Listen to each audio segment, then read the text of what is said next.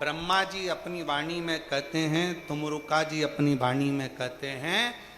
वेद व्यास जी अपनी वाणी में कहते हैं, शिव महापुराण अपनी वाणी में कहती है, सोम यज्ञ,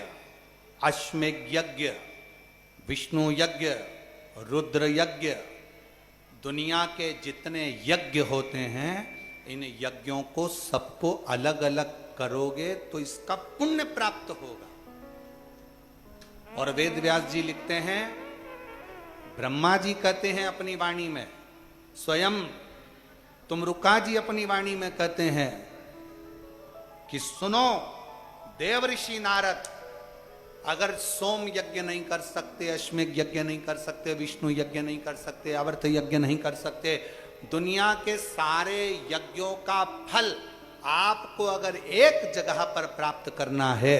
तो जहां शिव महापुराण की कथा हो रही हो वहां जाकर बैठ जाओ, सारे यज्ञों का फल प्राप्त हो जाए।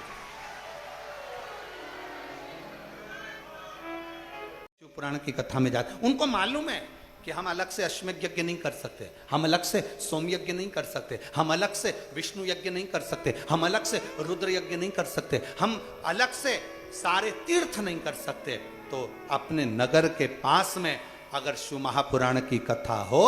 वहां पंडाल में जाकर अगर हम कथा का रसतत्व ग्रहण कर लेते हैं तो सारे यज्ञ का फल हमें प्राप्त हो जाए।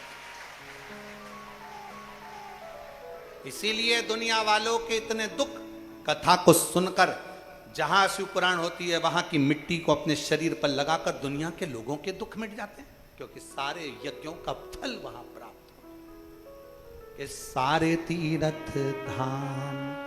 आपके चरणों में,